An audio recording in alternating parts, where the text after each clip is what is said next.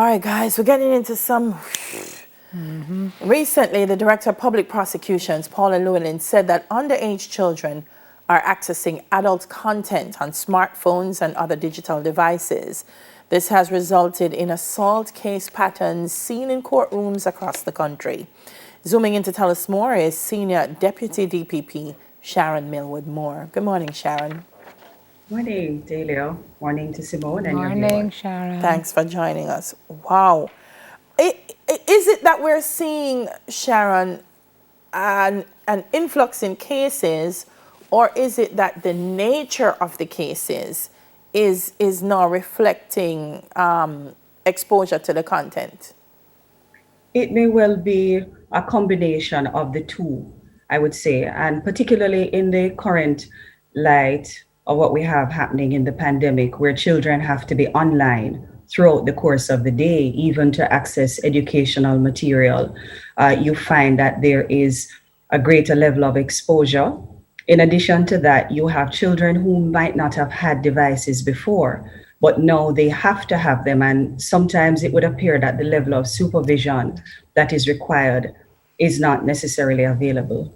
I say that fully conscious of the fact that, as many parents have acknowledged, it is very difficult to be able to supervise children around the clock, if you will.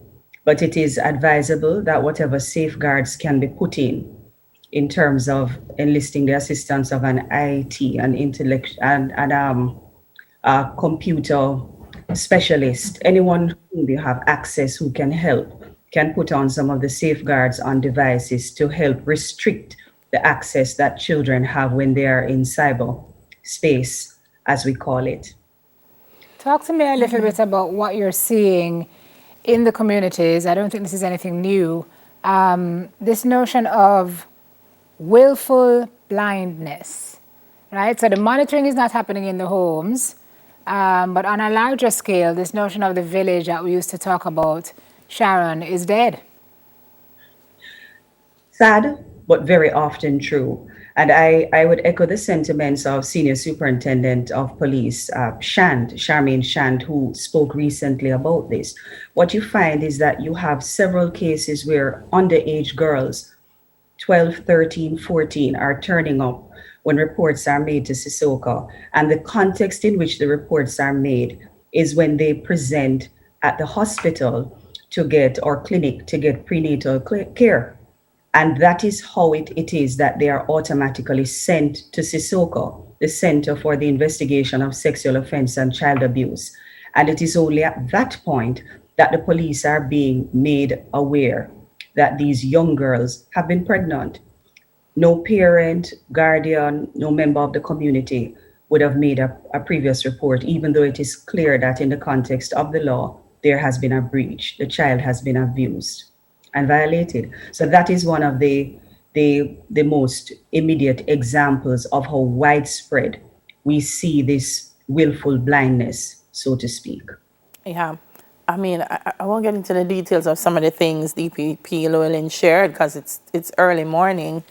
But one of the things is that the age group of the perpetrators, which is why we're saying exposure, we're finding it's child on child abuse, Sharon. I don't know. What do we do? I mean, you mentioned, monitoring what's happening. But what do we do? What do we do? How do we break the brunt of this? Because saying monitoring is one thing, but it seems to me as if there is I don't want to use the word a culture, but there's almost a normalizing of the behavior, which is why our children are now taking that on as well. And I must tell you, Delia, I too am always very reluctant because it sounds so near hopeless when we elevate it to call it culture. But the truth is, what you said is exactly what exists. It appears to be a normalization of this type of behavior. And so you have, and I can say it openly because we have seen it on many files throughout the course of the years and certainly today, where you have instances where the mothers of some of these children themselves would have been pregnant at an early age, or they themselves would have suffered from child abuse. And so sometimes even the grandmothers as well, reportedly, It's a cycle, Simone. And what it is that we would want to say to the society as a whole, to parents, to guardians, to anyone who finds themselves in with the responsibility to care for children. As a society, it's important that every step is taken to break the cycle. Just because going back over the generations, others have been abused, it does not mean that the children who are to come must go through the same. I want to also highlight that in many of the cases over the years, it will not surprise you to know that how some of the abuse was often revealed is when children would go to school and speak to guidance counselors. Now, suffice it to say that in the current dispensation where children are not generally attending physical school, it is far more difficult to access a guidance Right, counselor. right. One of the suggestions that I would make, because even though guidance counselors might be meeting with classes online, I would suggest that if as a society we are serious, schools, perhaps with the assistance of the Ministry of Education and other stakeholders, need to have something, an arrangement in place, perhaps where there is a dedicated line that children in need of the services of their guidance counselor can access them. So, a number that they can call to reach out to their guidance counselor. We often say to children in these positions, if you're being abused, if you feel that something is happening that you're not comfortable with or that you know is wrong, find somebody in the community, somebody in the family who you believe you can trust. But very often, Simone, Delia, that is more easily said than done because of the willful blindness that we're talking about. And COVID right now further restricts the movement and access that children sometimes have Yeah, to help. yeah. So you speak to guidance counselors. I think just the need for an outlet generally. Social workers, very important. You think more of those need to be in the communities as well. DPP is calling for a tripling of social workers, a tripling of social workers across the island. Absolutely, because the social workers are already significantly burdened, but what is out there and needs to be done, those skills are at the heart of the help that these children need. And I wish to suggest that for parents, because the reality, ladies, is that you also have quite a number of children who themselves are being parented by very young That's parents correct. who are That's correct. inexperienced and who don't necessarily know how to handle the situations. What you also have outside of the situations where children are being exposed to adult material online, part of the reality of our life in Jamaica is that many children are living, existing, sleeping in Wondering. accommodation which involves large numbers of persons, where sometimes even their parents, who are obviously adults, do not necessarily have privacy, where their sleeping arrangements are totally separated from children.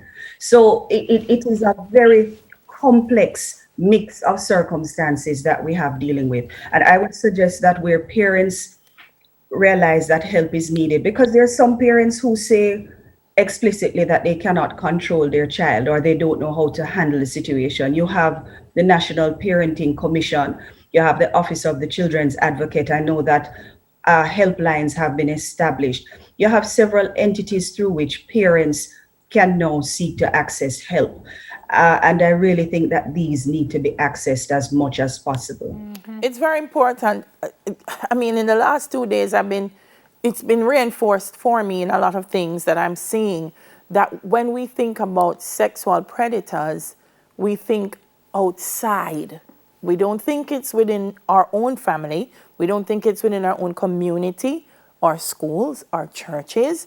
These are people who access our children. Stranger danger, right? Yes, we keep Yes. saying stranger danger, but we're not saying familiar danger as Yep. well, Yep. Sharon.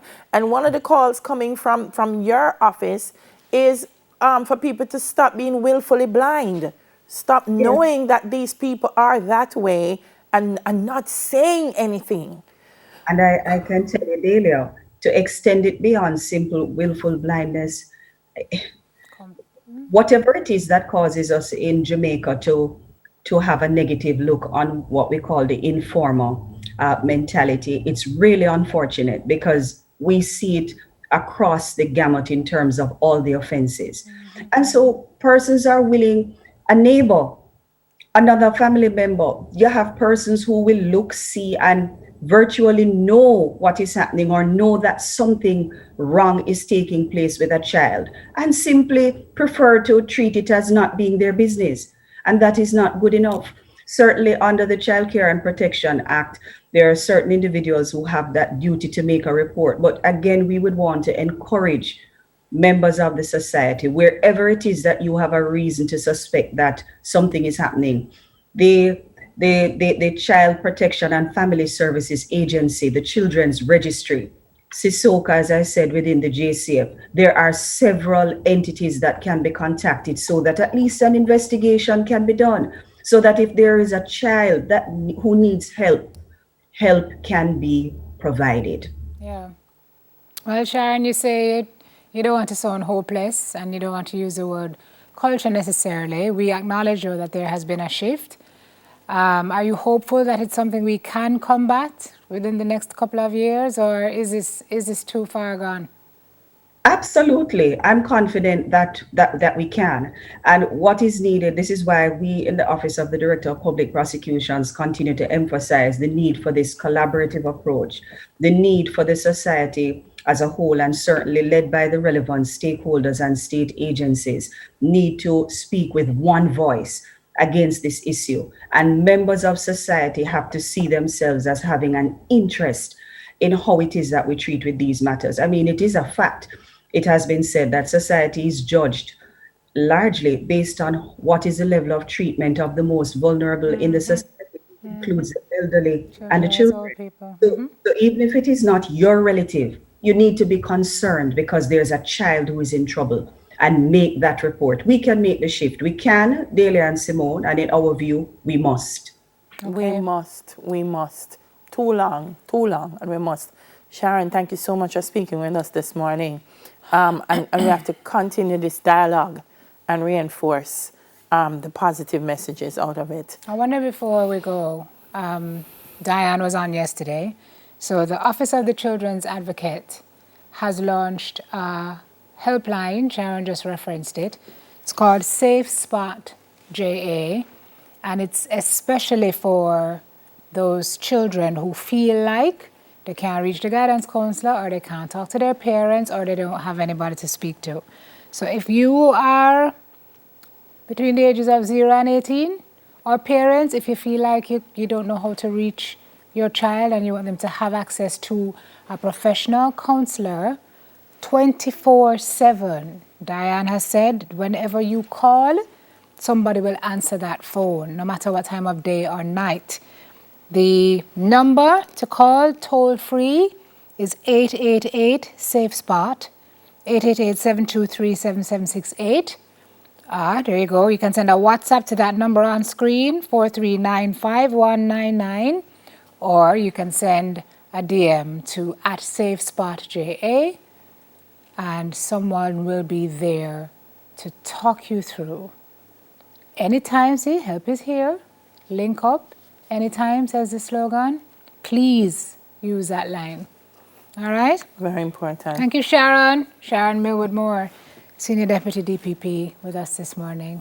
All right. Why, it's rough, but we keep pushing. Yeah, but Can't give up, though. Our kids, Delia. it's been a long time. We're saying our kids, but we were also kids, and we know kids when we were kids, and our parents when they were kids. And that's why I'm saying it's normalized over generations. And there must be a generation that says it's going to stop, and that generation must be us.